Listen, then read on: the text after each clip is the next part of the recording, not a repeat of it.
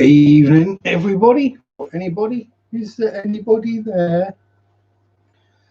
How are we today? Oh, we got 2 in and 2 likes, so someone turned up. So here we go. There's Aquarium Cop. Hello, sir. How are you? Let me get the demonetization out of the way, good and early. For some reason, no comments showing up. Oh, maybe I can just waffle on for a bit on my own. We'll see if they pop up in a bit. So, what's been going on this week? As usual. Pam! A couple of weeks late, yeah. I kind of got a bit carried away, winding people up on Facebook, as you do. How are you anyway? I hope your weather situation is improving. Got power and heat and all that good stuff. Again, today I was watching a video on myself and Mary were watching a video on YouTube from an English-based paranormal channel, and the very next program was Wyoming, or the very next video was Wyoming PBS on about the Lincoln Highway in between Laramie and somewhere else. I can't remember, but I was like, that's basically where Pam lives. So a very pretty part of the country. Yeah, so fishy wise, not a lot happened this week. There's been just quit the ads. Don't worry about that. As long as you get to the 5-second mark, don't worry about the ads. Unless they're interesting ones, obviously. Yeah, not a lot happening this week fishy wise. No new births, no new deaths. Everyone seems happy, hearty, healthy, and hale. Obviously, the main thing going on is the new project for next week, where I'm off work. Yay! So, yes, the view over there will be different next week. By next Sunday, anyway.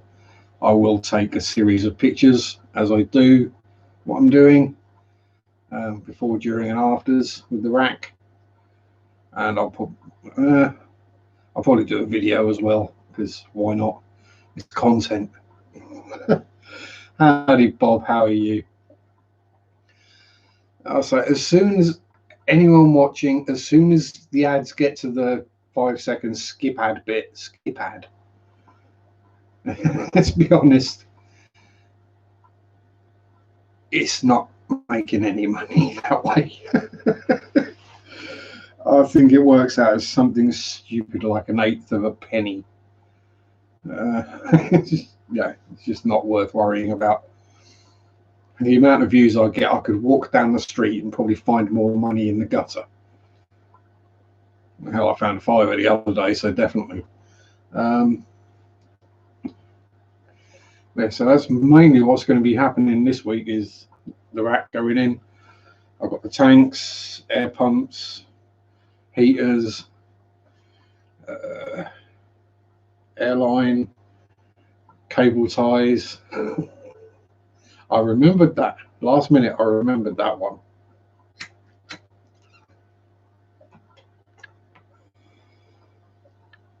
And yeah, I should be all set for another month in the UK. Starting from next Thursday, we're back in lockdown again, because idiots are idiots, basically.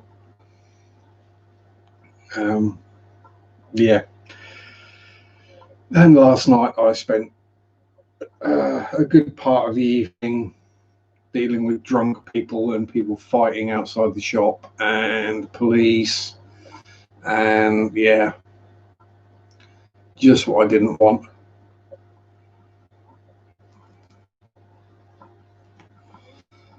Personally, I think the easiest way to solve the COVID problem would be to ban alcohol sales.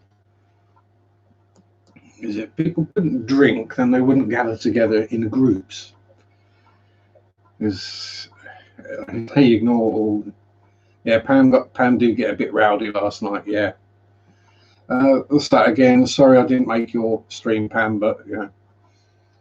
By the time I got home from work, I was pretty much dead. Yeah. Got home late.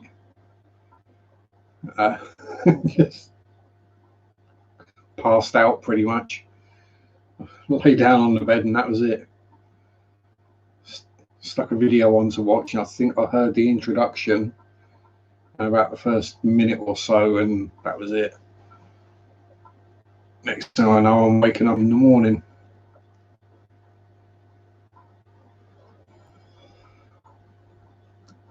Doesn't happen very often, especially at my age. I normally have to get up at least once in the middle of the night. So yes, that's pretty much the massive extent of what's been going on around here this week. So not a lot, which is kind of good. I did get all the shelves painted for the rack.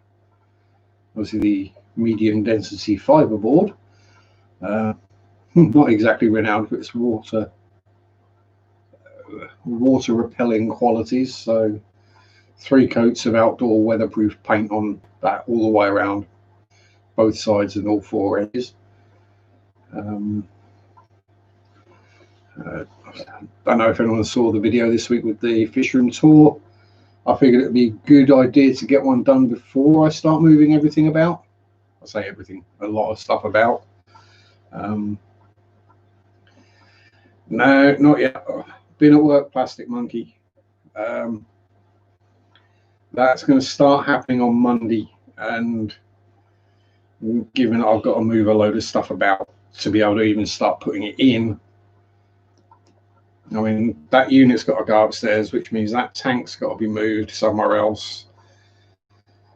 And the unit that tank is going on is upstairs, so that's got to come downstairs and go over there, and then the tank's got to be moved over, or dragged down and moved over. Then I've got to clear all the crud out of the corner, clear all the crud out of that movie. Yeah. What to do? It's not as simple as just putting them up and putting the tanks on them. Would that it were.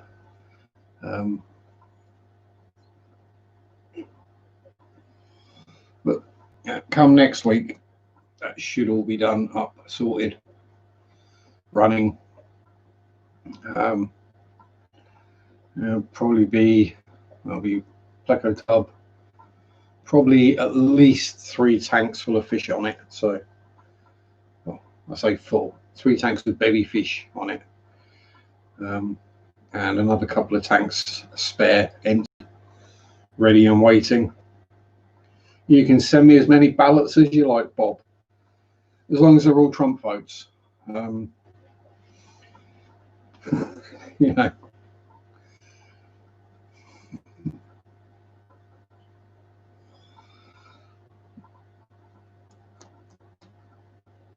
Yeah, this is it. Is you get the new thing and then you think, right, I've got to do this. And what you think will be a 5-minute job always turns into near a 5-hour job, whatever it is.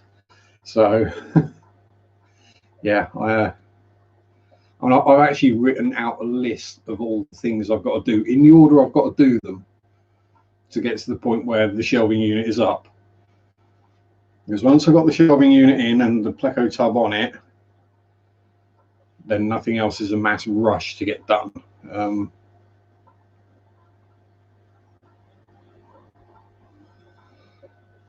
As I say, at the moment, my biggest concern is keeping Tanky and the CPDs happy and alive, and the 100 or so bristlenose plecos that are in the tub, which are currently devouring broccoli. BRB. Oh, Bob's doing a runner. I've sent him to sleep already.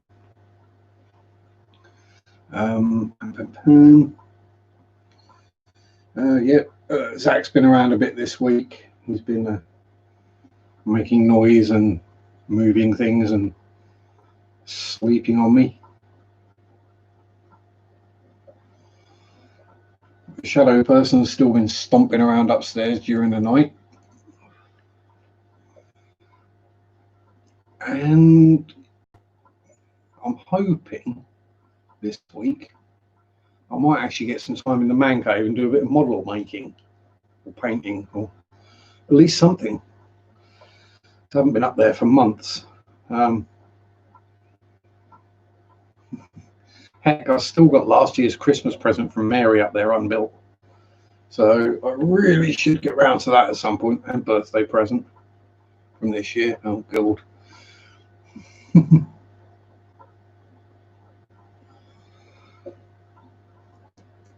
And it's a Russian tank, so you'd have thought I'd have got that done almost instantly, but no.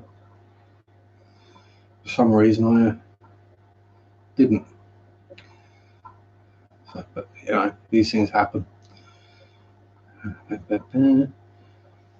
Please tell me Bob's not posting ballots off to me.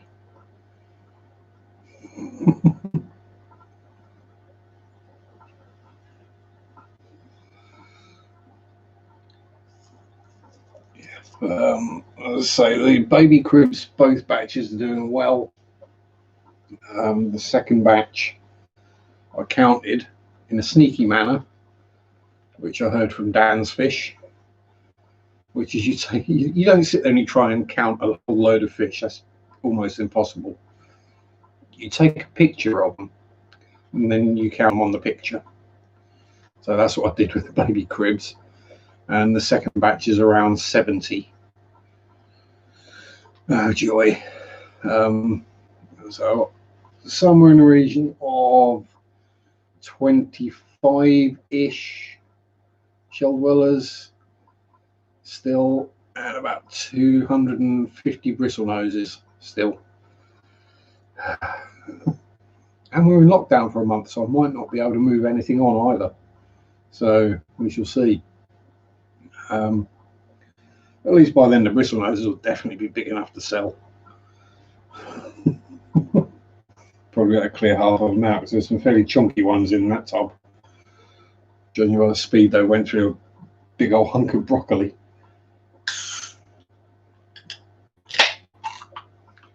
Old-fashioned can tonight. Still not sponsored.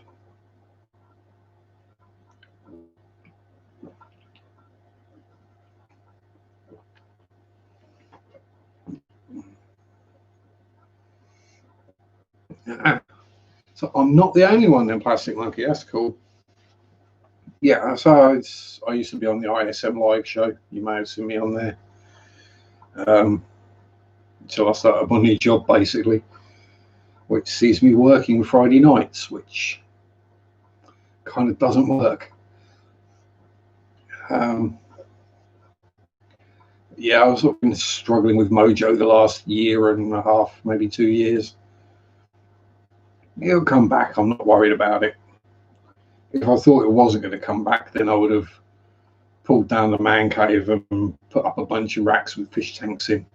But I've got a lot of stuff, shall we say, in the man cave. So at some point, I'm going to have to clear out a bunch of models as well. I may get rid of quite a lot of them ones this week. Whether I video it, I don't know, because it'll probably get a lot of views and upset a lot of people for sure.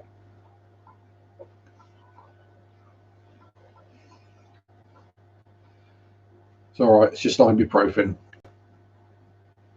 and whether I can actually swallow it or not is another matter. But you know,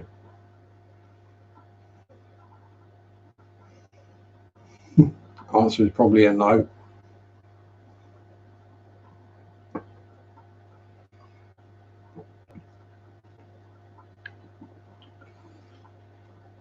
It's my body's been telling me I need time off work. Bits start hurting and don't stop hurting. Yeah, clearing out and starting again. Yeah, so I mean, if I didn't have as much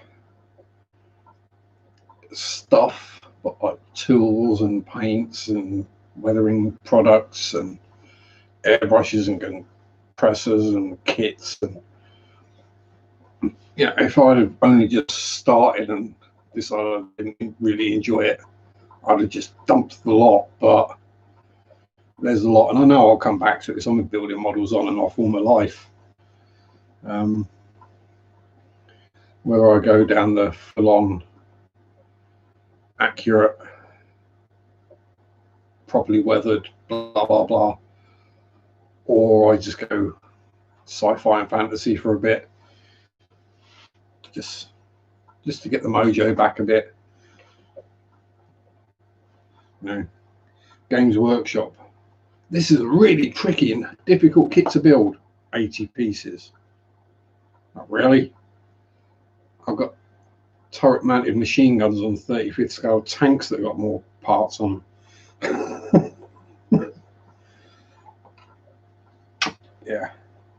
I think someone ought to take a mini up full interior kit into Games Workshop Warhammer World and go, this is what can be done. This is a complex kit.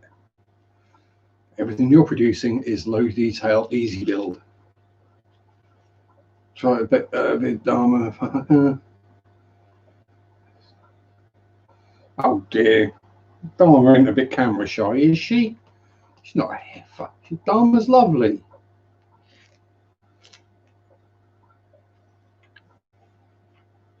He's a sweet little puffery fishy. The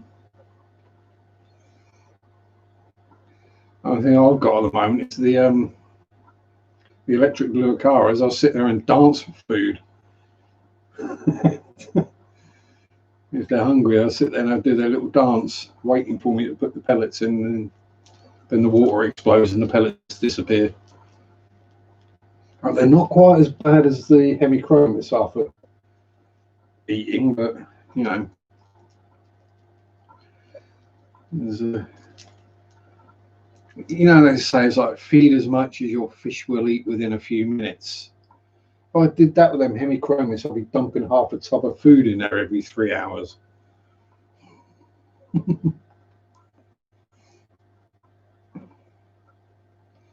But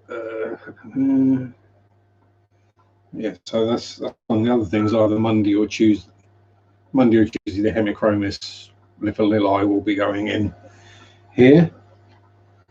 Hopefully, I don't get World War III breaking out with them and the Acaras. It would be nice if they kind of got on. But hey, at least I'll have a spare tank if problems do happen. I can pull fish back out again.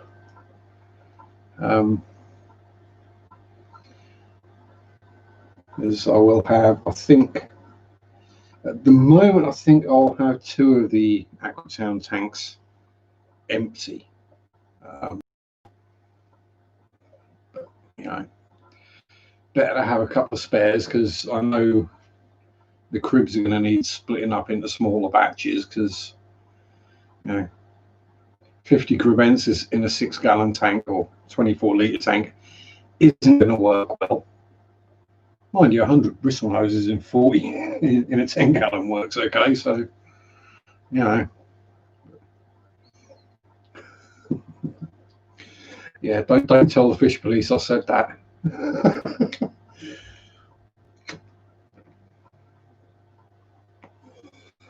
I get upset enough when I tell them I've got a pair of bristle noses and a 15.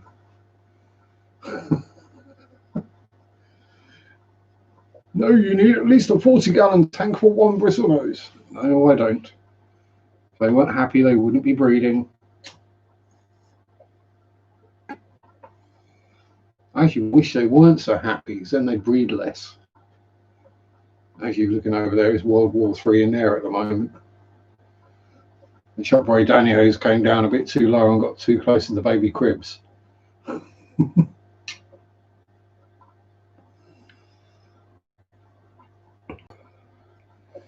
Well, at least Panda is okay now. Little Panda Corey. He seems to have realised that the cribs can't actually hurt him now.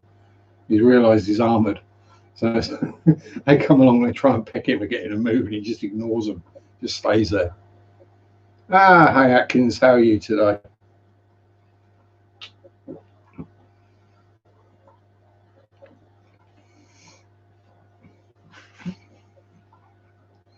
Oh yes, and Bob, those little popsters you got, they are adorable. Absolutely gorgeous little woofers.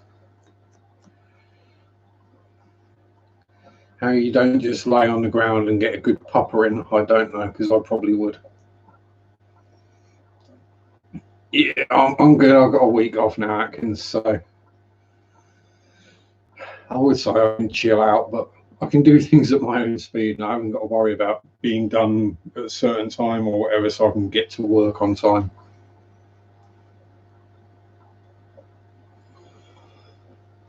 And I'll miss the first week of panic buying as well, now that we're back in lockdown. So, oh, we're locked down, panic, buy everything, buy all the things that go out of date, buy all the toilet roll. I still can't understand why people seem to think you need 40 rolls of toilet roll. Because no, it doesn't give you the runs. It doesn't give you a runny nose.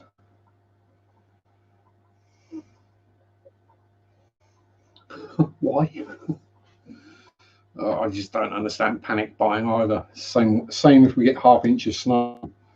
Everyone goes out and buys double or triple the amount of bread they normally and milk they normally would.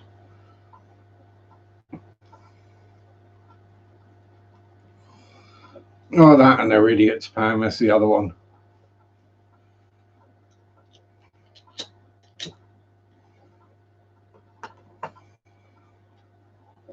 I kind of like what they've done in Wales, where they've basically roped off any aisle in a shop or supermarket that sells things that aren't considered essential. So you physically can't buy non-essential things. Makes sense to me. No, you're only supposed to be going out to get essential stuff, food, maybe non-alcoholic drinks, cigarettes, which are behind the counter anyway. So you got to go there to pay. But yeah, and then the people complaining that things like the gym will be shut, but pet stores will stay open. Yeah, exactly that. That's exactly it. Yes, the pet stores will all stay open. Why is that essential? Well, because pets need to eat. Uh, yeah, funny that.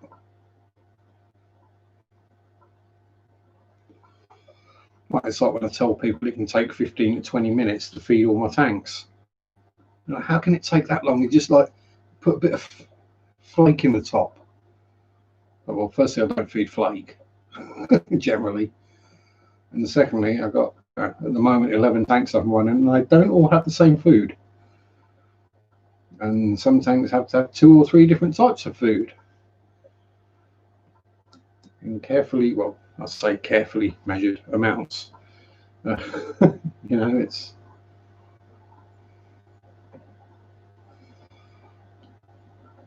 I think I've got it fairly well balanced now. I don't have any nitro problems. Hello, Cheryl. How are you?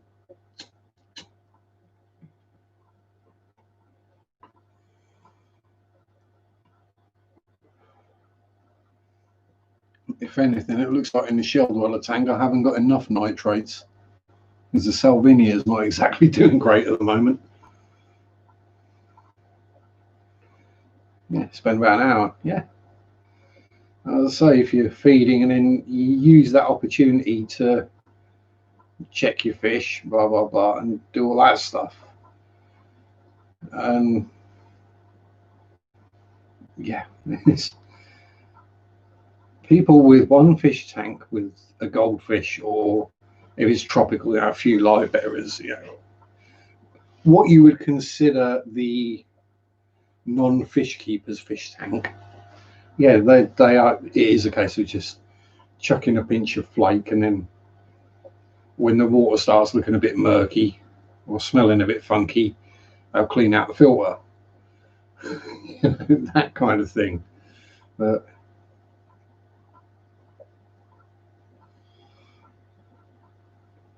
us, what I would consider fish keepers or water keepers, generally what we are. Now we take a bit more time over these things. We have kind of routines that we follow. Do this tank on this day, this tank on that day, these tanks on this day. And it's a hobby. Why would you want to rush your hobby?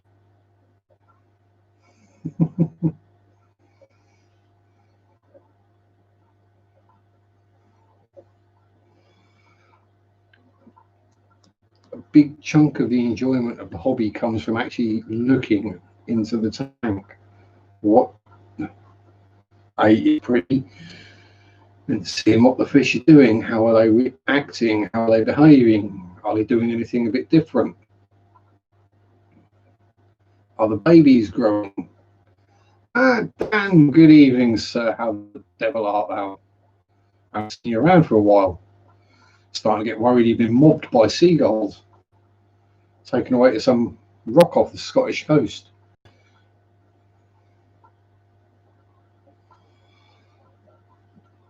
Or fallen into a very dangerous looking brook. Hey, yeah, you. I saw you.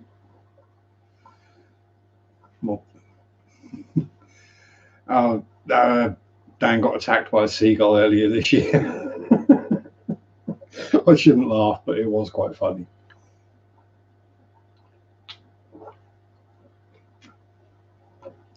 He didn't even have chips on it or an ice cream either at the time.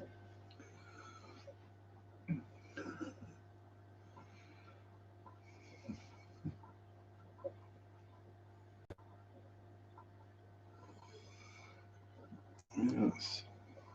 Yeah, they are mean. That's the reason this poor little boy isn't with us anymore. Well, not in body. They aren't gravy. A couple of weeks break, yeah. So sometimes we all sometimes need a break, even from hobbies and things like that.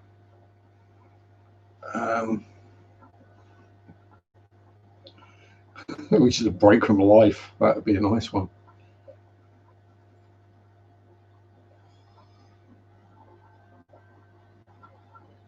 Beach chicken. I'd rather encamp chickens on the beach. Actually, I wonder on a hot day if a chicken laid an egg in sand whether it'd cook.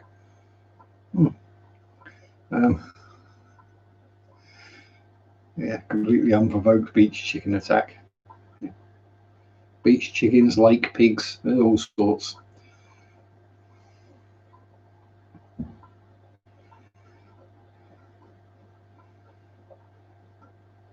Is there any particular reason why you're chasing that baby shell dweller? No. I don't know. Oh yeah, Cheryl. Yeah, exactly.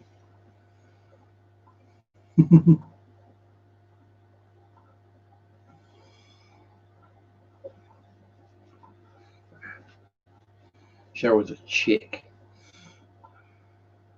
Seagulls and geese. That they are. Although to be fair, I get on quite well with geese.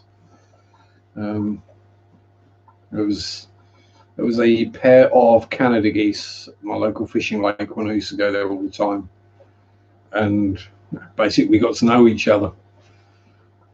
They knew I'd leave them be. They knew I wasn't a threat to them or their babies. So when there were a bunch of other people around the lake, I'd be sat there with the Canada geese sat beside me. Yeah, I'm all right, Dan. Nothing too much to complain or whinge about. Well, no more than usual anyway. The odd ache and pain. Yeah, we get plenty of Canada geese over here. they come over from Iceland to breed of spring, summer, and they bugger off back for the winter. So you get much like barnacle geese, where they come over and then bugger off back again, which is why they called them barnacle geese, because originally people thought they went under the sea because their beaks or bills are the same colour as a type of barnacle, which is why we have a goose barnacle, because people thought they were the same thing back in the day.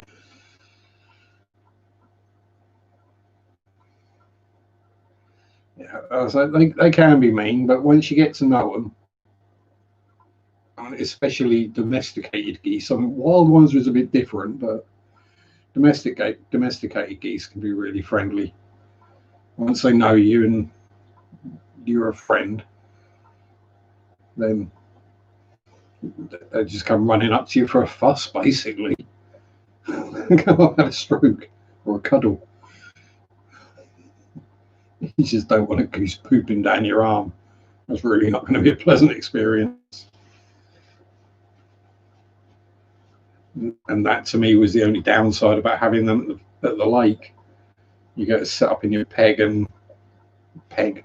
the place where you're going to fish. And yeah, job one is scrape the goose poop out of the way. So you don't get home and everything's covered in it. That's not good. Not a good look. It's bad enough when you've got fish slime and ground bait and all sorts down the front of your trousers.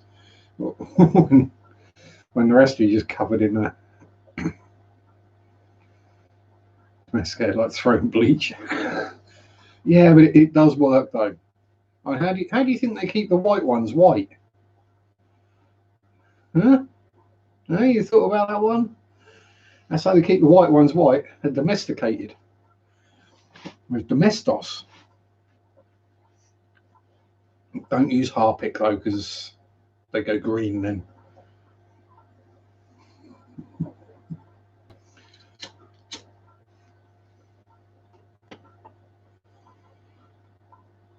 And also, if you're using Harpic in the toilet, make sure you flush before you sit down and drop anything that's going to splash, because that burns. Trust me.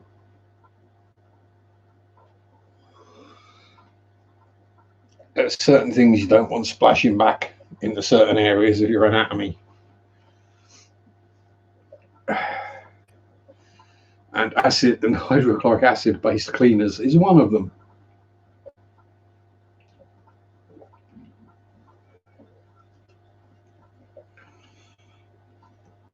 Yes, that's right, people. Bleach doesn't actually get rid of lime scale, it just bleaches it so you can't see it. Whereas putting an acid down there gets rid of the lime scale. Yeah. Another bonus random factoid. I'm trying to think anything else. Not got a huge amount actually.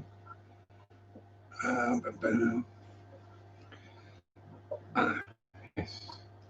How did the Halloween stream go, Pam? Did it all go well? In case it makes a clean spot. Yeah, well, no one wants to. Yeah, well, maybe that's how anal bleaching first started off. You never know. What a conversation topic. Ah, that's good. Oh, I'll have to catch the replay at some point this week. And you never know, I might wake up early enough on Wednesday or Thursday, whichever day it works out at, to actually catch you live. It would be nice to catch some more live streams this week. Because again, with the hours I'm working, I'm getting to bed that much later, getting to sleep that much later, which means I wake up later.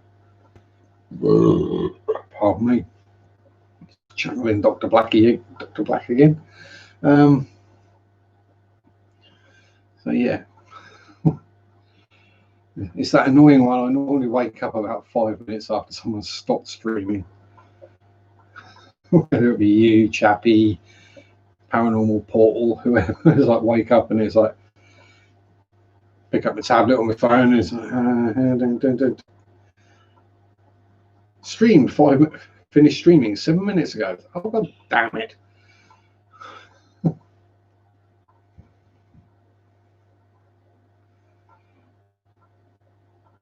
Yeah, actually, I think that's a stream you might get a kick out of, Pam, is the paranormal portal. It's most evenings US. Can't remember exactly what time it works out at, but generally a fun and interesting stream to watch. So I tend to watch the replays. When I say watch, I put on 10-15 minutes later, fall asleep. But, you know, that's what I do.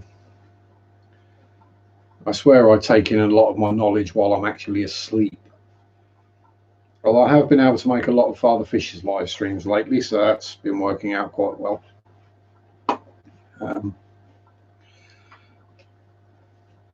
Some of the same people that I would see in other streams, but there's also people that you don't see in all the other streams, which is cool.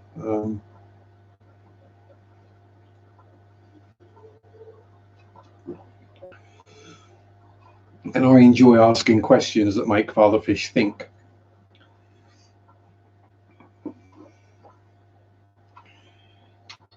You see, it's kind of how I judge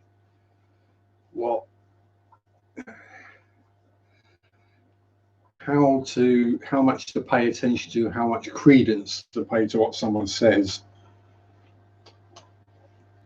is whether you say something that you're kind of thinking about, and how would that work? And if they just shoot you down in flames straight away and go, no, that won't work, well, they stop to actually think about it. They stop to think about it, they probably know what they're talking about. Someone like Father Fish has got that much blooming experience.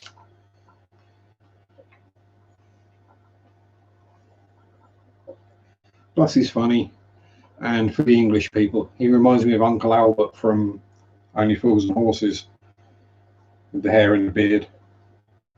And personality is completely different, but yeah, he does. To me, at least, he does look a bit like Uncle Albert. It's very tricky not to call him that. Yeah, we've got to make sure Cheryl's kneecaps are all okay.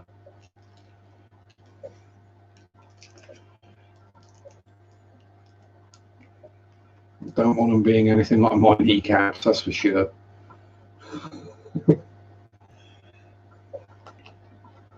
And crunch, creak, crack, grind.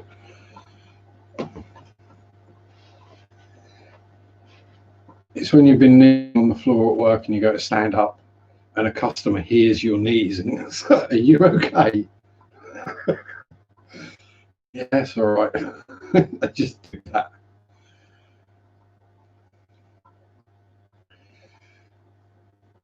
Oh dear. Yeah, that looks like mating behaviour going on in the Shelly tank again.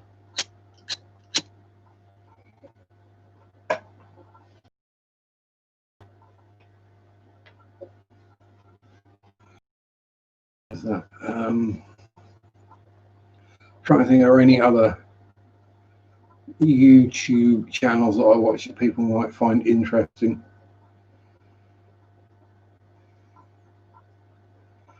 Yeah, feed them bees to make friends with them. This is it. With any animal, if you make friends with it, normally, like as they say with us men, the easiest way to our heart is through our stomach, or flies.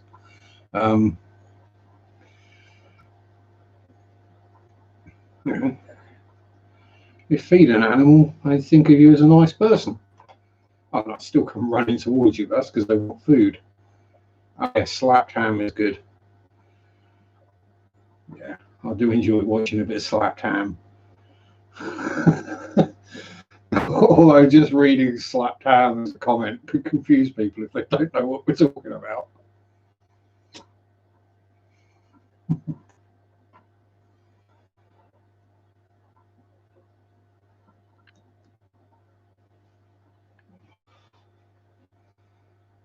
think of you as a god. Yeah, well, when it comes to animals, Bob, running a shelter, you are an animal god. You are basically Noah. That's not an animal. Oh. Right, apparently a goose's neck is very good to wipe your bum with. Apparently they're very soft and absorbent. Well, I think trying to do it with a live goose might be a bit difficult. Yeah, on the dinner plate, yeah, goose does taste good. Goose eggs are awesome.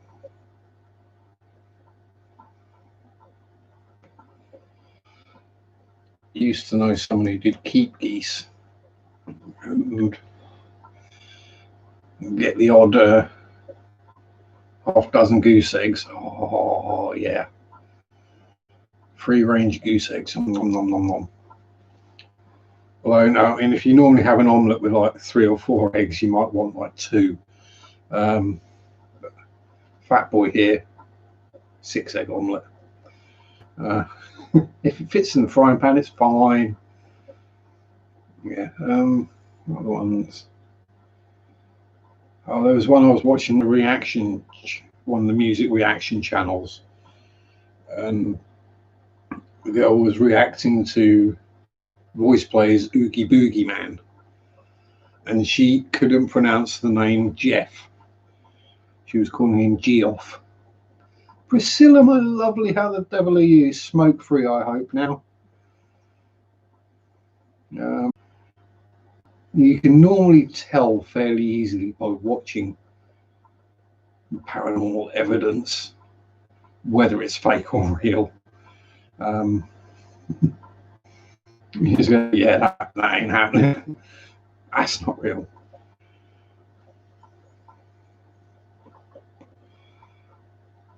Oh dear, your Wi-Fi keeps disconnecting.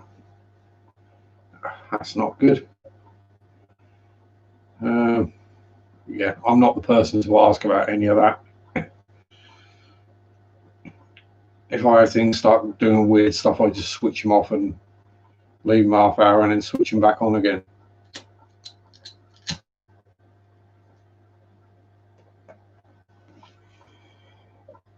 Yeah, I hope you have good luck with the killie eggs, Bob.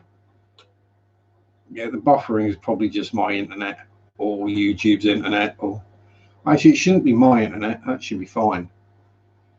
So I'm running on about 19 meg upload.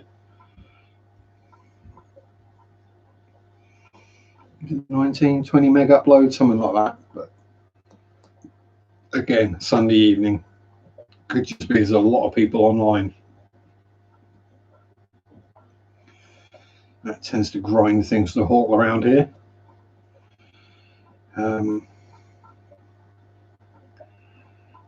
Yeah. Oh, my download speed is decent, but yeah, it's the upload speed that's the important one. Yeah, I'm just glad I don't do anything in 4K because, oh my God, I wouldn't want to know how long a video in 4K would take to upload.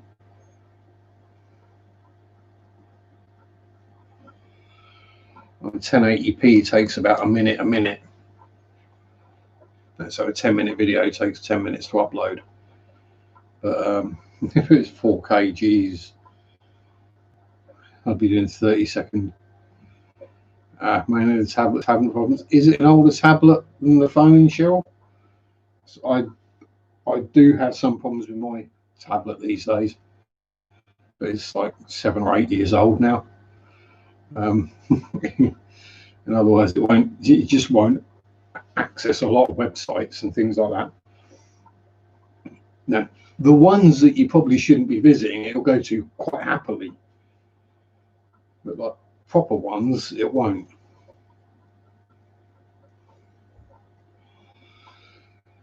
So I have to dig Google Chrome out of the apps and go through that,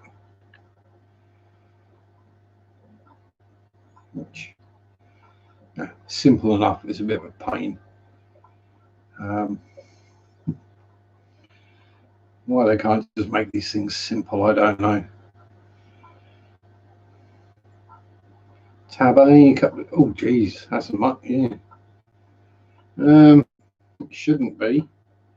I mean, so how old mine is? Mine's a tab 3. I got it when they were new out.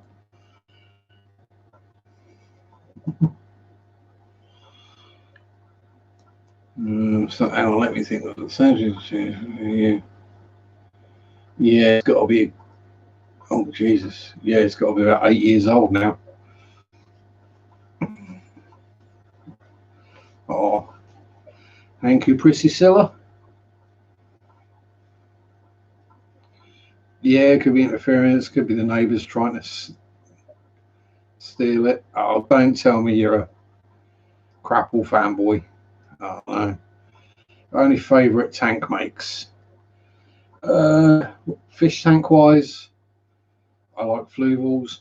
I like Fluvels a lot. The Flex is an awesome tank in all 3 of its sizes, although I've just got the middle size. The original plan was to get a Mega Flex to put there, but obviously Fry Rack kind of a bit more important at the moment. And I do, strange as it may sound, I do like the Pets at Home Aquatown tanks. I've now got 5 of the 24-litre ones. Cheryl's got a few of the 15s, is it? Good, solidly built tanks, and cheap as well. I just wish they made them bigger. If they made a 10-gallon version of it, they would sell hundreds, thousands of them. It probably need a bigger filter in it, but so you're talking about litres. Yeah, they'd probably be about 45 quid for a 10-gallon.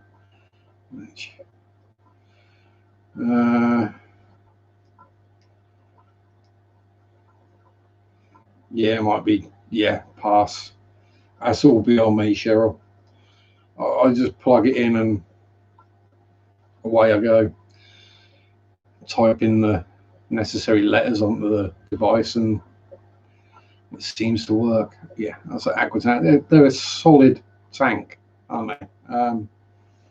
Yeah.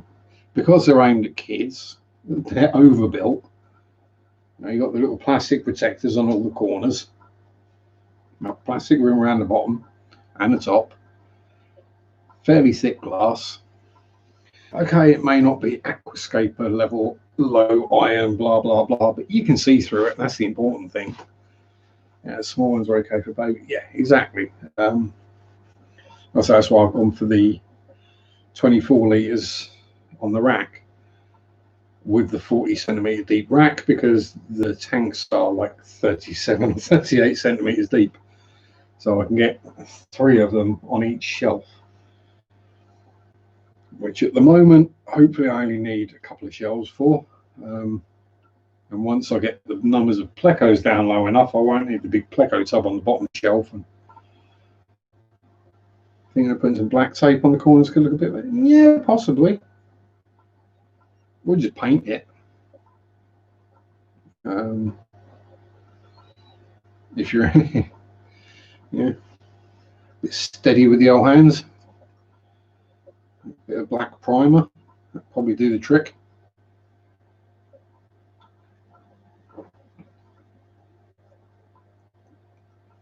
Obviously using a polyurethane based one rather than a lacquer based one.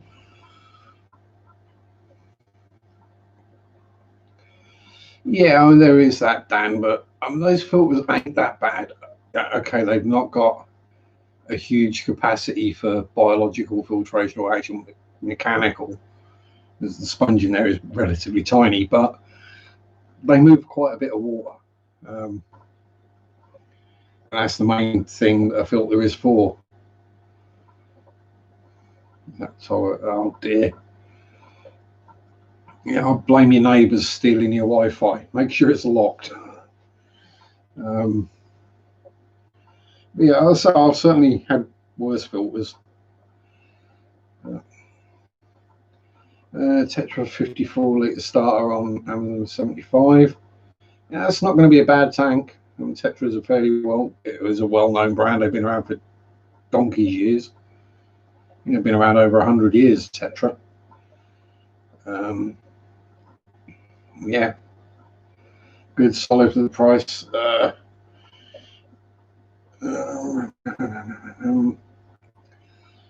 If you're close to a Pets at Home, look for and they stock fish tanks.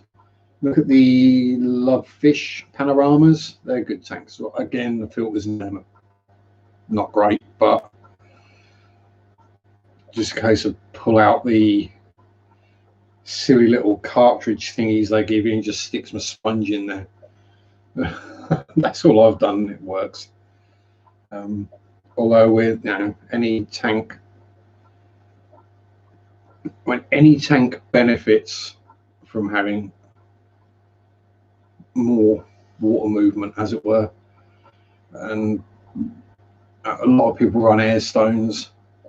Personally, I think if you're going to put an air stone in the tank, you might as well attach an air-driven filter to it instead. So a lot of my tanks do have sponge filters or box filters. I mean, basically the entire grow out rack will be running off sponge filters. Throw a filter, put a denser sponge on top, so a few ceramic rings in. Yeah, that'll do the trick. That's it. Love Fish 64 top. Yeah, I've got the Love Fish 40. I've got it Christmas. It was reduced. I had a bunch of vouchers, and I got sent money for Christmas, so I've got a tank for nothing. And Mr. Bob Kaler here paid for the inhabitants as well. So there you go. I can't complain.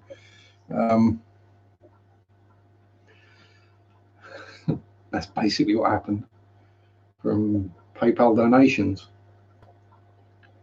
Yeah, corner sponges, like, pull it out of the back bag, you might be able to see it.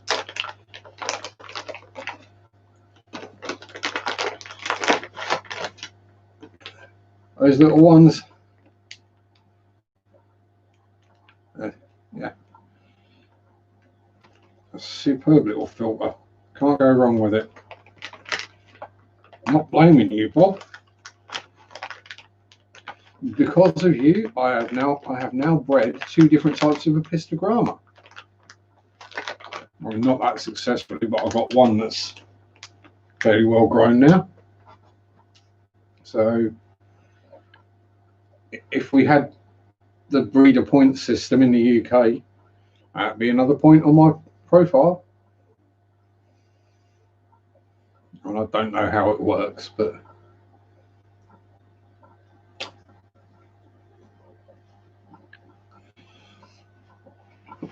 I've got a fair list of fish behind me now.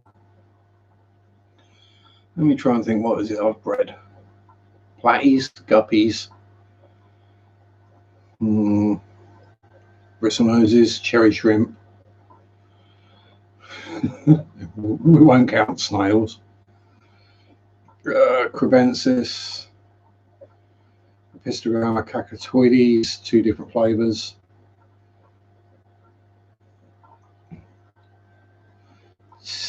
Technically rams as well. Never bred cribs. Yeah, cheers, Dan. I've got 120 of the bloody things at the moment. Thank you very much, Cheryl. Yeah, the redfish, the Hemichromis lipholili, will be going in there this week, along with the electric blue acaras.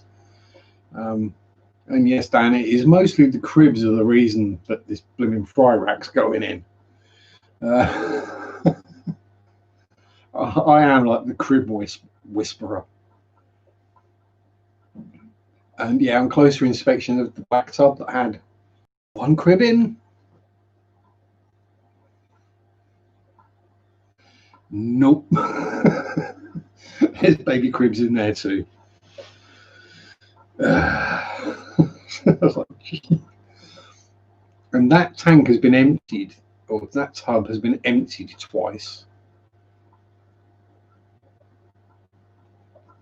it's been emptied and everything taken out of it to the point that it's dry. There's nothing in there. Twice. I'm still finding bloody cremensis in there. Okay, it's a nice problem to have.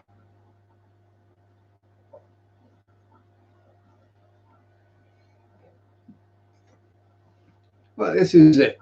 Yeah. An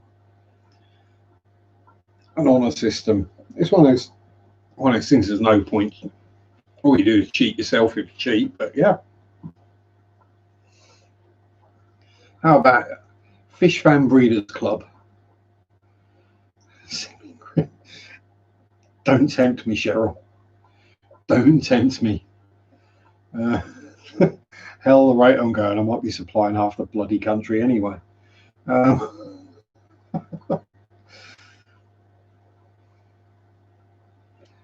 that is Pam's fault. Pam the crib started it all off.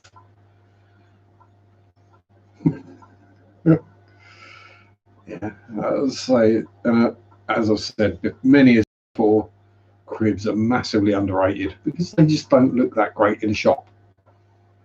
I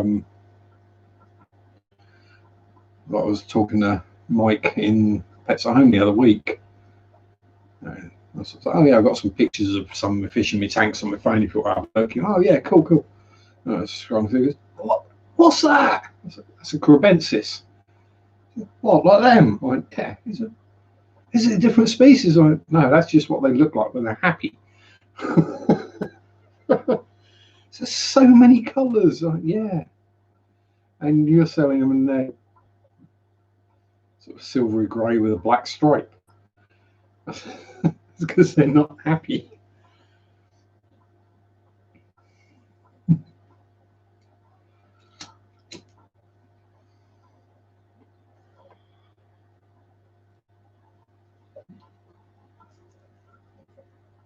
Run with endlers. Well, if you send me some endlers, I can feed them to spans. That's not a problem. If anyone's got any problems with excess stock of guppies, endlers, baby platties, that kind of thing, I'll just stick them in there. They'll soon disappear.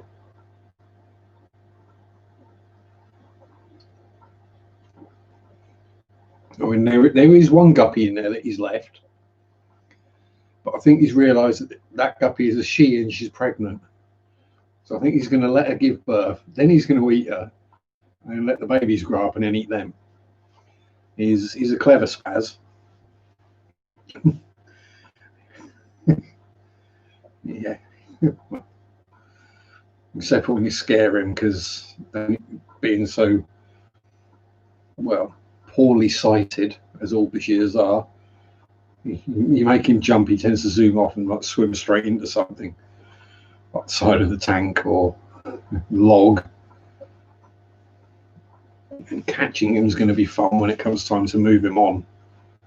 His pets, but again, with him being half blind, he shouldn't be too tricky to catch. Hopefully, he won't be able to see the net, especially if I get a green or a black one. And it's not very easy for him to hide either when he's there. At the moment, I mean, he's like 7 inches or so. Half the time, you wouldn't have a clue he was in there. The places he hides, I have no idea. Then you just look and you just see this little face smiling at you. And then you look closely and you see the teeth and you think, yeah, I'm glad I'm not a guppy. Well, these little shelly dwellies have got a serious pair of fangs on them as well. I'm just glad they're so scared of me they didn't bite me. It'd be like having a pinprick blood test. I think things might be a bit different with, let's say, the dual cichlids and the Acaras. If they tried to bite, they probably would make a bit of a mess.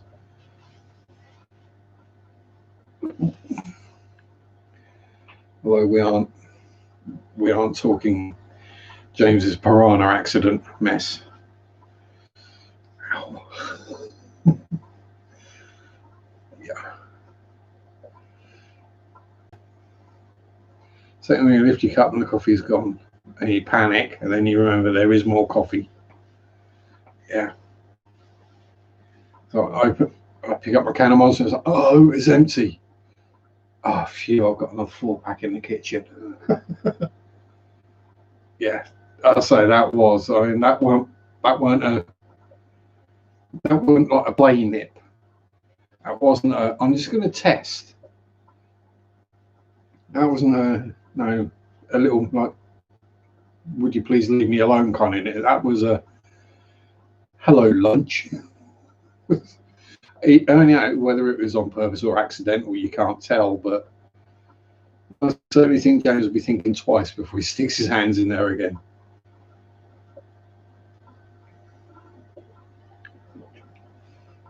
As I said, chainmail glove, that's the way to go.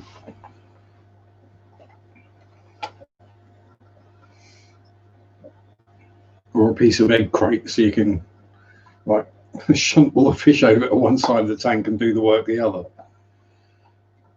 Although they'd probably just chew their way through the egg crate in seconds. Yeah. I mean, it was a bad one, but in a way he was lucky that he didn't get any tendons or ligaments, because that would have been some serious problems. That would have needed some rather delicate operating on to reattach things. And trust me, when they have to stitch ligaments and tendons back together, they never work quite as well as they used to.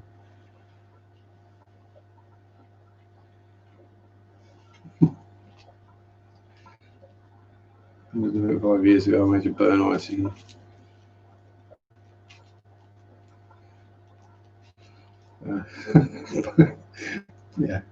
Yeah, I'll say it was a big chunk missing. It was James Fishram Fever Cheryl. Yeah. Was it a red belly, Bob, that he's got? Red bellies? And I think he just fed them, or they were like in kind of spawning mode or something like that. And he just forgot and put his hand in the tank, and yeah, a school of not one. So he was lucky it was only one that bit him, not all of them. So they've all feeding frenzy in. He probably lost half his hand. But yeah, just another reason not to keep fish with large teeth. Hey Mark, how are you doing? But yeah, that was daily vids to prove they wouldn't bite during feeding. That's day 3.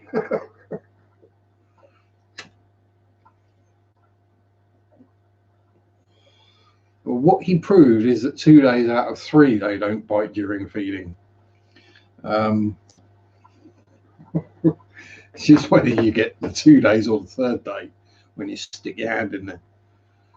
But I mean, yeah, this is it. If they hadn't been feeding, if they'd just been swimming around and doing their normal thing, he would probably be absolutely fine sticking his hand in there. But they were feeding.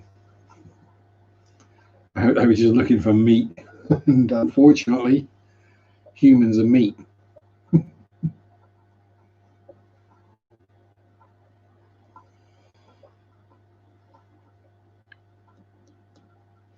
So yeah, it's yeah.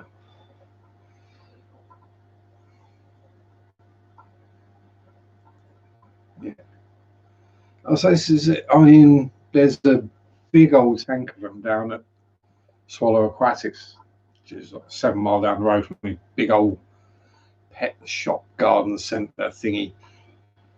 Of all the places locally, it's probably got the biggest amount of tanks with the worst selection of fish. Definitely the biggest saltwater. Unfortunately, they won't let you do a video in there. But yeah, they've got a huge to me anyway. There's a good several 100-gallon piranha tank that they run. Yeah, you would not catch me putting my hands in there. Same as you wouldn't catch me putting my hands in with the monitor lizard that eats whole chickens with feathers or the Cayman crocodiles, or the snakes, or the spiders. Yeah, and the pacu are more of a vegetarian type of piranha, but you know, they are known for eating particular parts of the male anatomy given a chance. So yeah, it's just Cheryl gets scared of a tiger barb. Oh bless. It's actually quite funny when you get smaller fish trying to nip you. Live bearers do it all the time, guppies and platies. Guppies especially, I've found, as soon as I stick my hand in the tank, if there's guppies in there, they're picking away at the hand, trying to, I think they're trying to pull the hair out, thinking it's hair algae. Oh, having a bit of an argument between a couple of Vicaras. A fight for jumbo criminal. Yeah, no tank mates. Yeah, exactly. If they're large packer, I'd probably steer clear of tank mates unless it's just too big for them to eat. Yeah. If you got hold of a large bashir, that would probably work. Although them being kind of tubular eel shaped, it might go down quite well. Albinos with red spangle. Yeah, very pretty.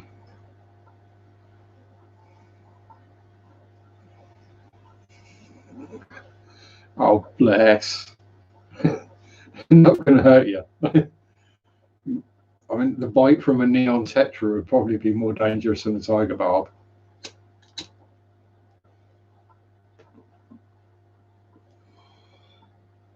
Being that neon tetras are cousins of the piranha and do have 4 rows of teeth. I think, am I correct? Tiger barbs are cyprinid, so they would just have the pharyngeal teeth in the throat.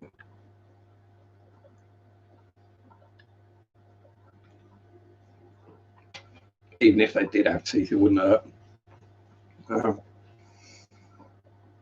Although that might just be me not having much feeling in my hands.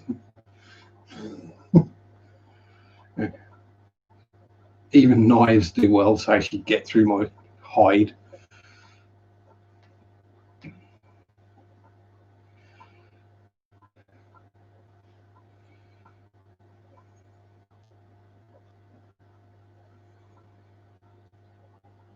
You know it's bad when someone else has to tell you that your hand is on fire, kind of thing, which I've had happen. John, your hand's burning. Is it? Yes. Oh. Yeah, that's happened. Grinding down some screws on or bolts on an angle grinder. With the jumping cheerleader super sticker. Oh, and it's telling me my connection is unstable. There we go. We're back again. Thank you very much, Bob. I'll put that to good use. The way things are going, probably another tank.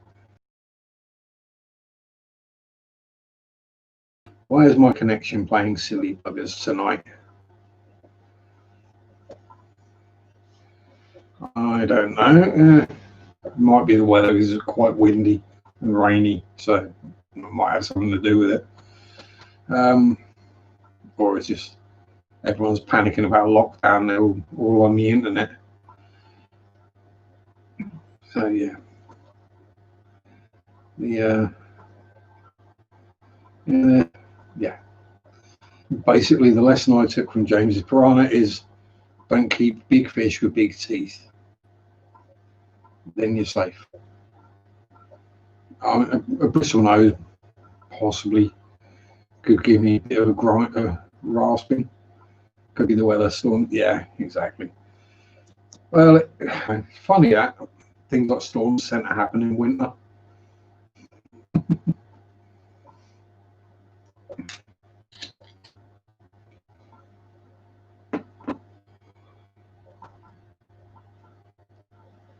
And neuropathy from diabetes, Bob. Yeah, it's a good thing to an extent. Well, I mean, it would be. I've got a friend who's a modeler. He's also diabetic, and he recently had nearly lost part of his leg. He had a bit of a trip and a fall and broke it and didn't quite realise he'd broken it. Yeah.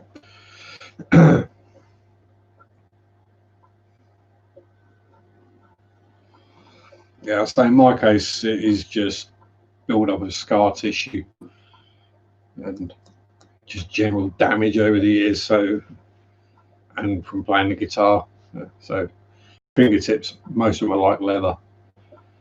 I mean, certainly those with hands are pretty much hide. Pinky and the second finger are more sensitive.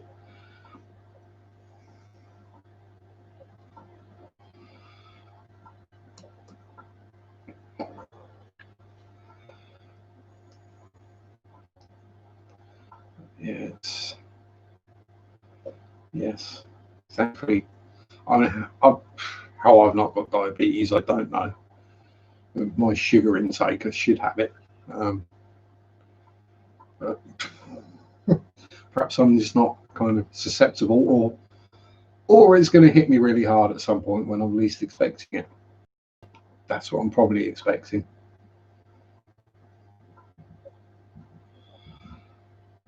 Suddenly start having problems and then realise.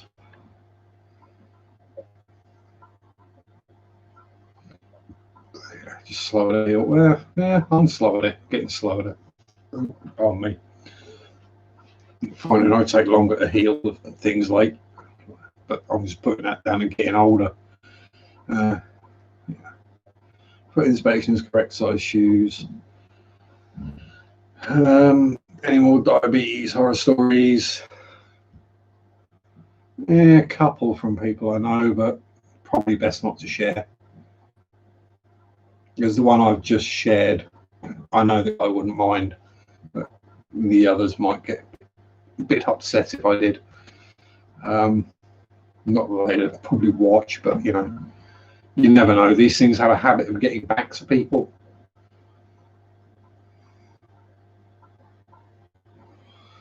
And the problem with these things, Mary Page, welcome aboard, Mary. How are you? It's weird having you on the other side of the camera. Good to see you here anyway, Mary. As I said before, we do talk about fish quite a bit. We also talk about all sorts of other things. Sometimes, what has Sharpie managed to break this week on himself? What injury have I got? Yeah. What dumb thing has John done this week? What random movies? Any kitty visits? Yes, I have.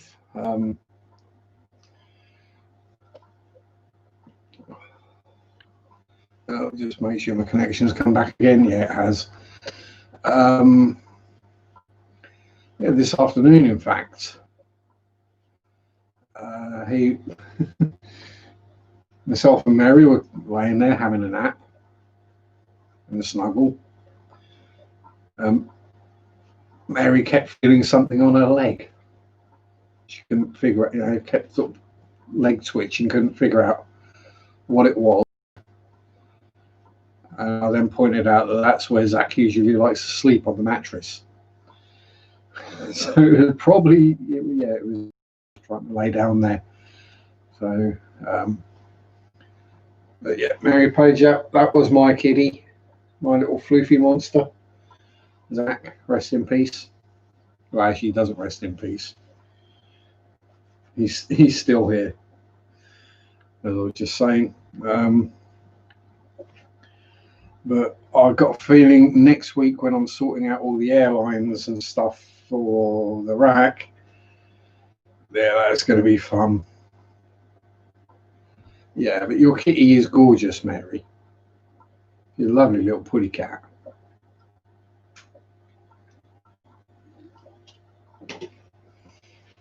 Let me grab a photo of the fluff monster. Yeah, it's all right. I did do my trousers up. They're not going to fall down. Because if I can get the glare off. Yeah, somewhere around there anyway. That's about as good as I'm going to get it. Here's my poor boy.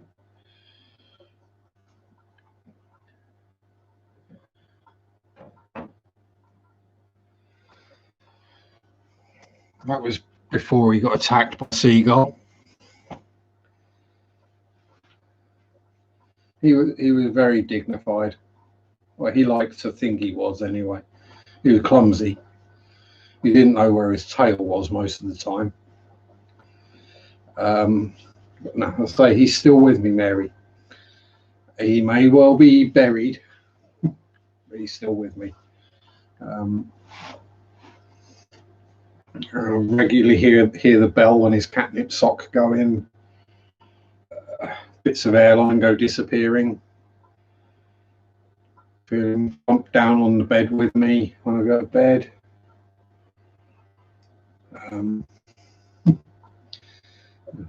He's turned up a couple of times in live streams. One particular one, he was sat beside me scratching himself. You know the sound a cat makes when it's having a good scratch. Yeah. Another one he threw. He was a very, very handsome putty cat. He was a psycho, you know. He was a psycho attack cat. He didn't have many human friends, let's put it that way. He was very picky about who his friends were. And I wasn't even his owner. He decided that I was his slave. We gradually made friends over the course of a year or two. And then he started letting himself in. We'd have fusses and snuggles. Well, we'd have fusses, and then he started coming in. So we got more fusses and snuggles. And I got him some catnip toys. Well, I got some catnip, put it in a sock and tied the end up. He loved that. And then he'd start falling asleep with me. And then he'd spend the night. Then he bought me a half-dead rat at 3 o'clock in the morning one night, which was really thanks, mate. Chewy year. I say recovered. My costume was, how can I put it? Peed off convenience store employee in a pandemic. Yeah. Rather than enjoying Halloween, I was dealing with drunks fighting and police and all sorts that I'd rather not have had to experience. You know how it is, you got a week off coming up, you just want a nice chill final day at work, and then the poop hits the fan. Oh dear, candy hangover. You didn't eat too many sweeties, did you, Mary? So I'm not familiar with that problem. Some people have a blood stream. Pam has a caffeine stream. Well, caffeine and nicotine stream. I have a caffeine, nicotine, and sugar stream. There is sometimes some blood in it, and then I feel a bit weird. So I have some nicotine, caffeine, and sugar, and have a lie down for a bit.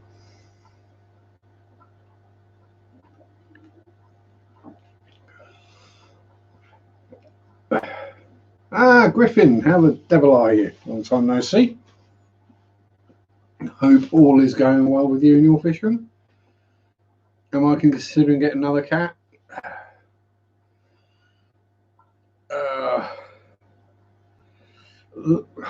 As I said, Zach wasn't my cat. I was Zach's human. I'm making friends with a couple of other local cats, and if they choose that they want to be my friend in that way, then they're more than welcome.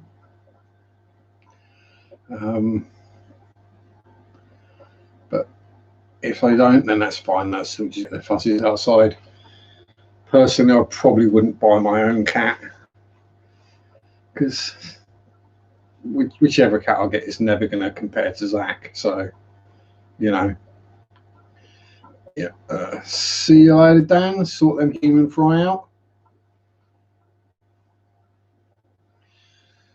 It's,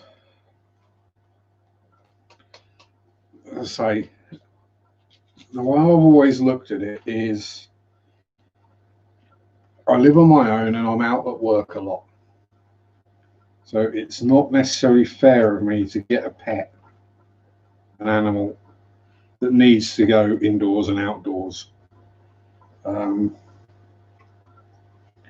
Zach was very much an outdoor cat who came in when he wanted. And he would come and knock on the door when he wanted to come in. Or he'd be waiting outside for me to come home from work. Literally. He'd know when I was finishing work. And back when I worked the same shifts all the time anyway. But yeah, he would chat with the Philippine Guppy Club virtual guppy show. Spaz snacks.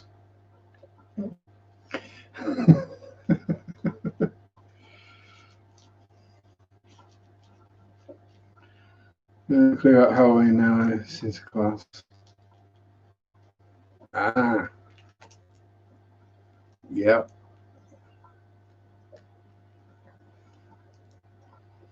Yeah, I don't do any of that. Mainly because I don't have kids. Even if I did, Christmas would be something that lasted for about a week at most.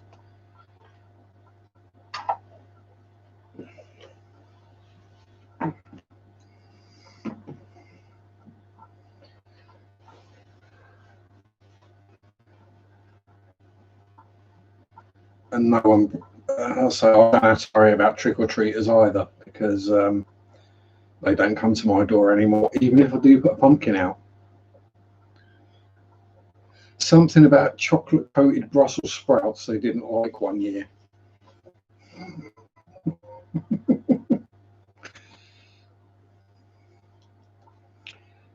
That's what you do. In amongst your treat bowl, the kids take the sweeties out of, or the candies. You get some lollipop sticks. You boil up some Brussels sprouts. Not properly boiled, because otherwise they wouldn't stay together. Actually, yeah, if you're going to have sprouts for Christmas, get them on the boil this weekend, and they might be ready in time.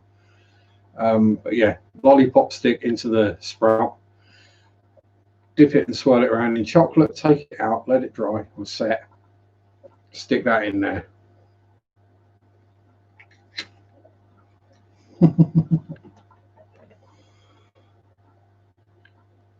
Everyone's already heard my broccoli joke. Go on, Bob, give us the broccoli joke. There may be someone who hasn't heard it.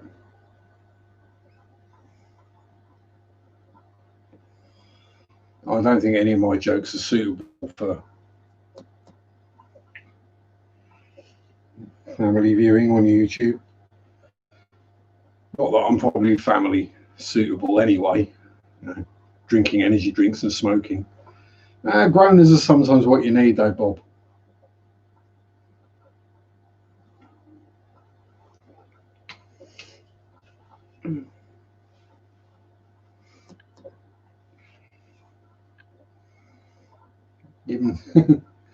Given some of the conversational subjects we get to in here somehow, a bad joke is probably as good as anything. Boogers and broccoli. You can get kids to eat boogers. Boogers. Bogies. You can't get kids to eat broccoli. Which is good, because that means more broccoli for the bristle noses.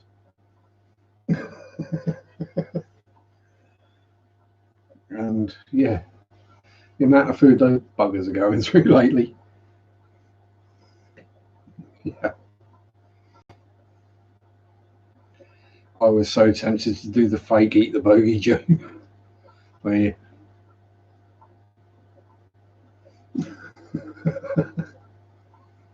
yeah, but it's so tasty and chewy, Mary. Problem is, as you get older, it starts getting hairs in it, and that's not good.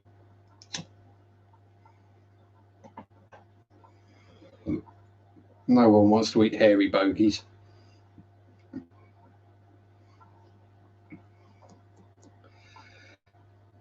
So, yeah, I was married. To be honest,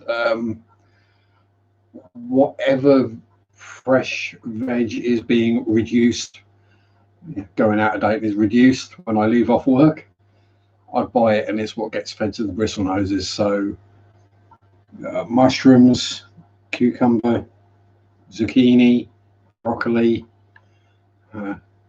They weren't too big of a fan of carrots, I have to say. That one didn't work too well. But yeah, I mean, there was a big old hunk of broccoli stalk like that by that, kind of toilet roll tube size. No, I don't blanch them, Bob. I just literally chop whatever size chunk off and throw it in the tank. I'll put that in there 2 days ago. There's a little bit of skin left now. The actual floret disappeared overnight. Yeah. Literally, I mean, if I would stick my hand in and pull it out, but they're currently eating it, so I'll leave it. But yeah, literally large chunks of broccoli stalk, cauliflower they've had. Yeah, so with the amount of juvenile bristle noses I've got at the moment, I'd be going through 2 large cucumbers a week. I haven't liked cucumber with spinach. Spinach just a little bit.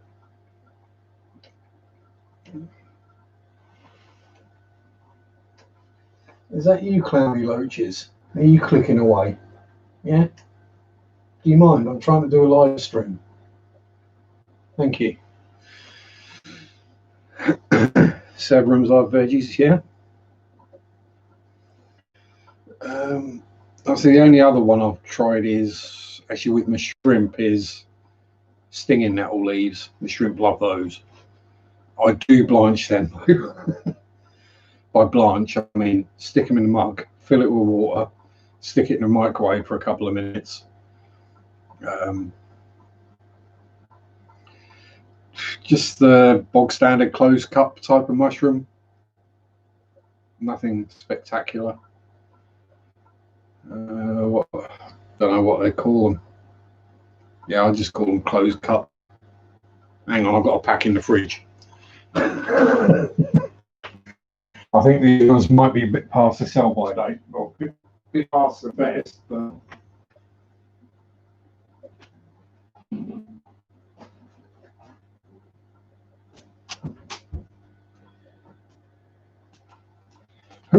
yeah, those ones.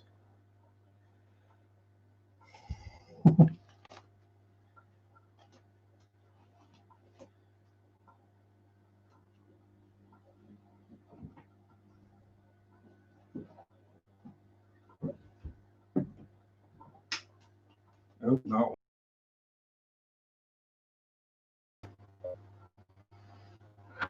The fish.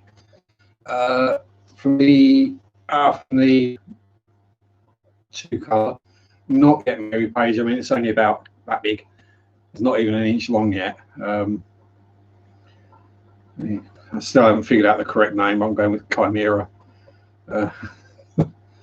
Front half is black and the back half is yellow, or is it the other way around? Front half is yellow and the back half is black. I can't remember. But as I say, the dad is a standard black bristle nose, and mum is sitting. Oh, get the camera, get the cable unwrapped. The mum is there. That's the one that actually likes to eat blackbeard algae. Yes, I know, random, weird. Oh, well, while we got the camera up, we'll have a look at the shell dwellers. And the completely murky manky glass that needs a good clean. And any babies about, oh, you can see some of the babies in the breeder box. But yeah, they've been digging some quite sizable holes in there. And now the camera cable's all caught up in the power cable, and oh god, it's all gone pear-shaped. And now the camera won't fit back on the top. And it's actually gone back into focus. Yeah, just good old regular mushrooms, nothing spectacular. They're the Neolamprologus similis, Bob.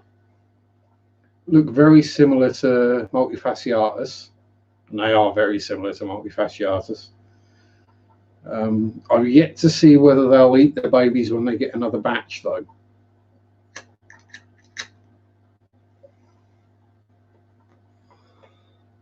Which is mostly why I did pull a bunch of the babies and put into the breeder box, just in case they decided to eat them. Given my previous exploits with things like apistogrammas and rams eating all their own babies, I figured we'd keep the shellies. Hey, at least I found the easy way to catch shellies. Shelly babies, anyway. Just scare them. I'll zip into the shell, and you just pick the shell up and move that. Just make sure it hasn't got one of the adults in. You have to kind of hold the shell up to the light to look through it, see if there's an adult in there.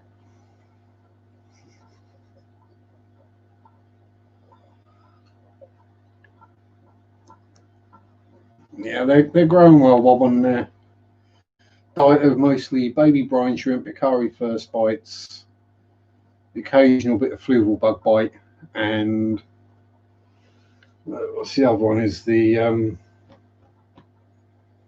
they tetra? Yeah, tetra micro granules. So some of those are the microgranules. Some of them are the red ones, they're krill protein based ones. Green ones are the spirulina based ones, so they do get a bit of greenery as well, which helps with the digestion. But yeah, all seem to be growing away quite happily. The babies look like small shell dwellers now. They're not eyeballs with tails anymore. Well, there's a couple of eyeballs with tails, but I think what happened there is when I moved them, there may have been another spawn, as it were, in one of the shells, and I moved the shell complete with the eggs in it. Because I've noticed there's a couple more of them that are really tiny in there now, in the breeder box.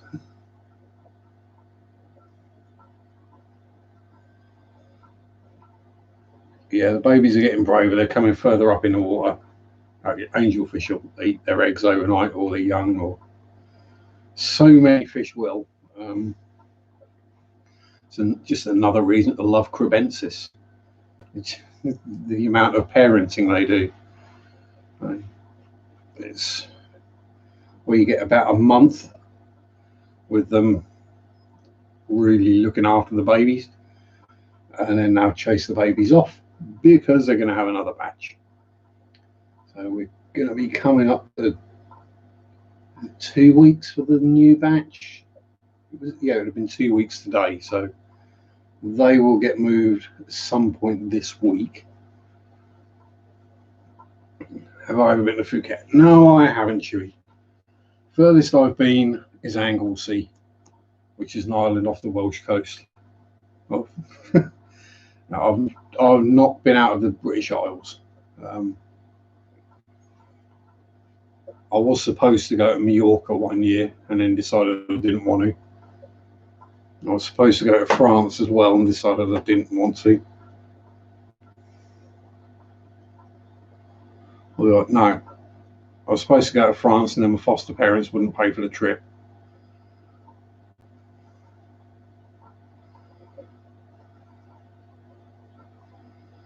Oh dear, can't stop mum from eating them. Yeah, I mean, they pop out your back up the swallows.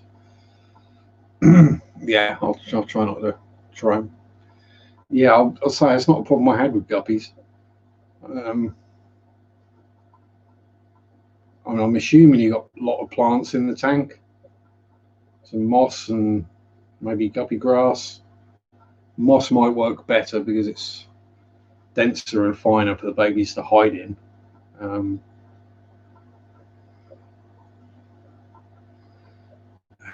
There's always a breeder box, but I'm not a fan of those. To keep frying, yes, but oh, she's nearly due. Put her in the breeder box, freak the parent out. And either reabsorbs or just doesn't have the babies until you take them out of the breeder box. Packed with floating plants, so she can't move around. Yeah, that'd probably work, Bob.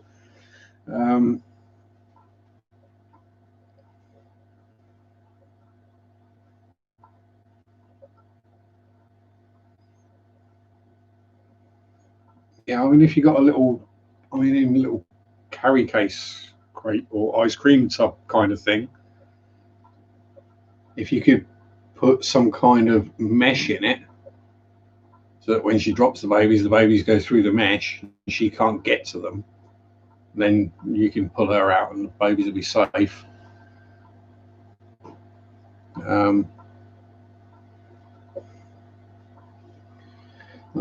That's one of the things I was thinking about with like CPDs or other egg scatterers like tetras.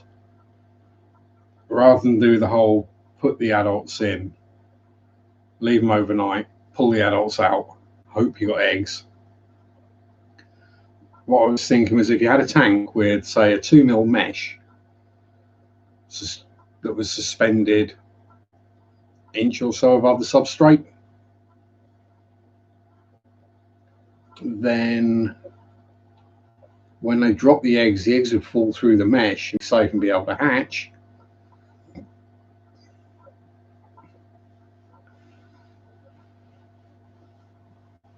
So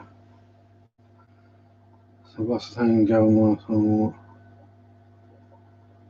Oh dear. And the mad mower himself is here. Hello, Tapper Tom. How are you, sir? Are we mowing today, fishing, or staying indoors, doing water changes?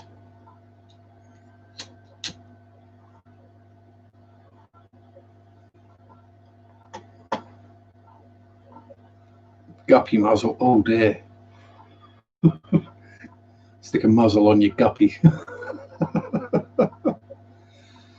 Yeah, or a guggy even. Yes.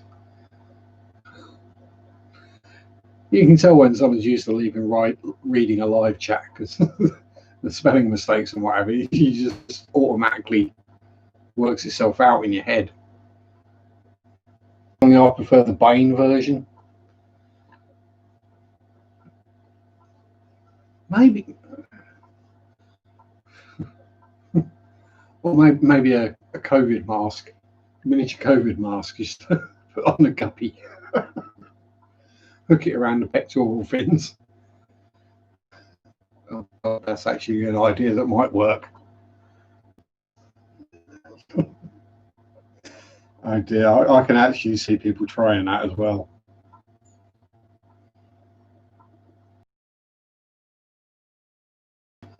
I think, in my experience, I think it's to get a taste for it. Because I've had platties that wouldn't touch their fry. I've had platties that ate every single bloody one of them.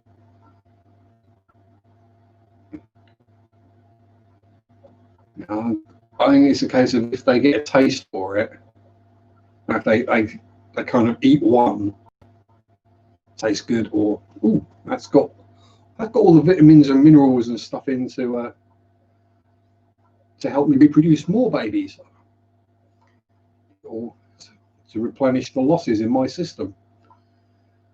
Yeah, that's probably what happens. Obviously not conscious thought on a guppy's part, but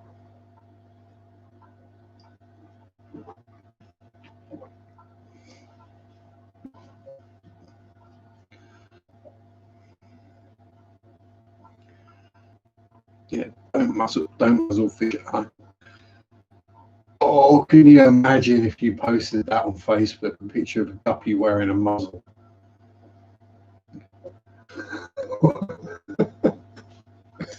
Or an angel fish. Got sick of it eating its bait, so I muzzled it. You imagine the reaction on Facebook to that. Indoors working on tanks. Wow. Yeah, it may just be the sort of line-bred strains that were bred, somehow managed to breed the parent. So there are certain fish which the wild type is a great parent, but then the types that have been line bred for different characteristics, spinach or whatever, tend not to be as good a parent. So perhaps it's something we breed out of them. It's certainly not a problem I ever had with my guppies, and they all just, well, they might have been a certain name, as Chris was talking about earlier with the Severums. Like people get what is basically hybrid and they call it something else.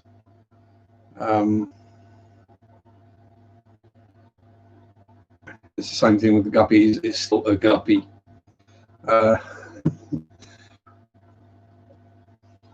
Whether you want, whatever you decide you want to call it, it's still a guppy. So yeah, I just mix them all together. Is what I did. Oh, those ones are pretty. I had 2 of them. Those ones I was like, I had 3 of them. And those females look nice. I had 5 of them. That kind of thing. You just mix them all together and see what comes out. You know what? You end up with stronger fish at the end of it. Yeah, muzzling Goliath tigerfish. Yeah, I think you need a serious muzzle for that one.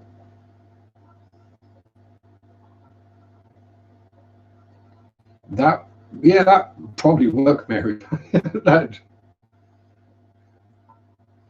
propagating the red robin saw plant and was killing it with salt, and 3 years later once. Well, congratulations on your plant breeder point, Tom. Yeah, I've not got any swords, so the one I did try him. Have I ever heard of blood cake murder? It sounds like a good Saturday night to me, though, Chewy. But no, it's you're going super deep down the rabbit hole on bands now. Now, when you're digging up bands that I've not heard of, Chewy, you're deep down that rabbit hole.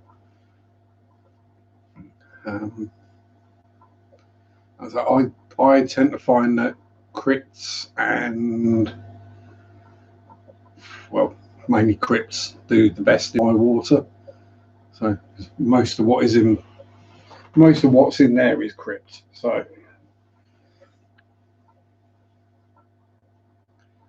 I find the Bacopa tends to just go really long and leggy on me.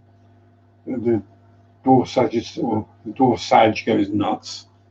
It just becomes sage. It loses the dwarf characteristic almost instantly.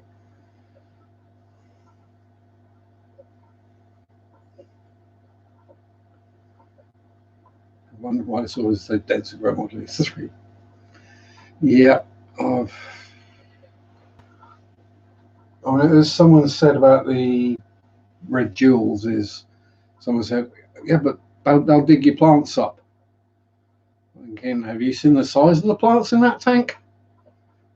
They're going to have to do some serious digging to dig up those crits, because the roots on most of them cross the entire tank pretty much. And if I pulled a couple of them crits out, I'd take the entire substrate with them. I'm not as bad as that water lily was in my pond. Don't know if you remember the size of that one, Bob. Well, I say I'm not small and I'm not weak. And when I had to cut a water lily tube into 3 so I can actually lift it, you know it's big. Maybe to the Syrian Islands. Probably. As you know, I sometimes have difficulty remembering my own name. Don't do drugs, kids. It screws with your memory. Short term and long term. Yeah, I'll probably think again. It's something. I've got a week off. In my downtime, I may well have a look into those. I'm assuming either extremely pretty or extremely weird. Either of which is good for me. I mean, hell, if I could have a big enough tank, I'd keep a coelacanth or 2. Oh, there's an idea for Chris. He can do his big old plywood tank into a marine and see if he can keep a couple of coelacanths in it. That'd be a good one. Coelacanth breeder. Probably make quite a bit of money from that one. As long as they didn't produce hundreds of thousands of offspring, because probably not many people could actually keep one. You'd be selling them to zoos and aquariums, I would have thought, rather than selling them to people.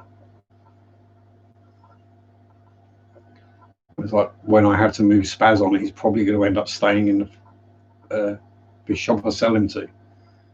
It's probably just going to be too big for 99% of the tanks. Or someone will buy him and put him in a tank, he'll eat everything and then I'll take him back. These bloody fish, oh my God. And I don't know what he's done as a diet. Did he try? I have no idea what's going on with my connection tonight. It's doing weird things.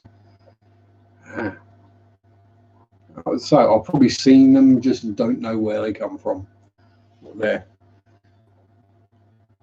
a real collection point, as it were, would be.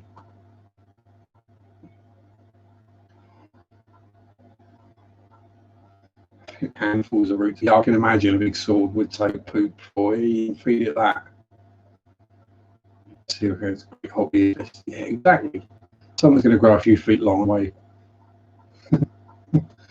Probably get on for £100 in weight. Armoured. Yeah, and you'd need a pressurised tank as well because of the depth they live at.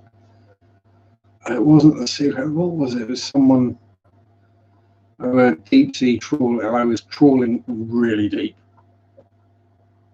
And I forget which type or flavour of fish it was, but they were fishing that deep that when they brought this particular species of fish up, obviously a lot of fish go up and down the water column, follow the food. This species obviously didn't. They brought them all up. They basically all exploded. Which is grim, and I shouldn't laugh at, but it was kind of funny. Fishermen pull out their nets and all the fish are on pop, basically. Kind of grim, but yeah, I've got a dark sense of humour. Hey, I like to build Russian tank models. Of course, I've got a dark sense of humour. And yes, there is still a fly around in here. The one that hasn't managed to land in a fish tank. And maybe the tank I had from the movie Star Trek Voyage Home. There'll be whales here. Yeah, that'd do the trick.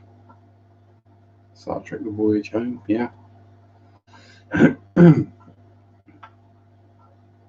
Just not that one, the tank I saw this week where, I mean, it's stunning, gorgeous, beautiful. Don't get me wrong. Someone's kitchen, they had the island in the middle with the worktop and everything, and the sink, all this stuff. And instead of like cupboards and cabinets underneath it, it was a massive fish tank. I thought, yeah, that looks really cool. About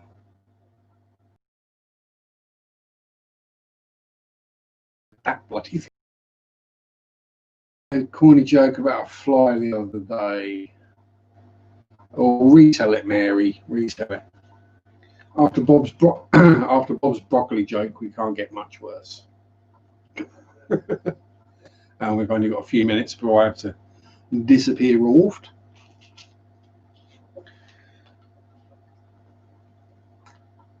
I can't believe it's already been nearly 2 hours.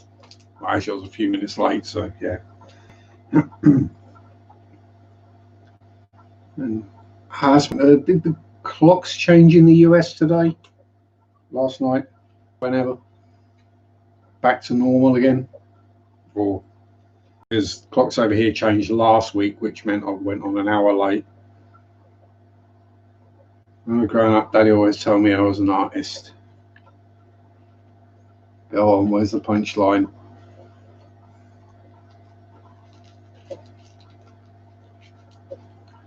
And while we're waiting for the punchline, similar to that, when I was at school, I got told my handwriting on the patrol flights. Oh, that stinks.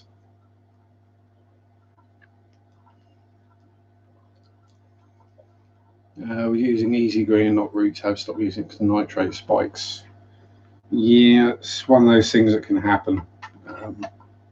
I don't fertilise any of my tanks now. I just leave the poop in there. Pretty much does the same thing. Hi, Amano. Just as I'm about to finish. Hope you're all good.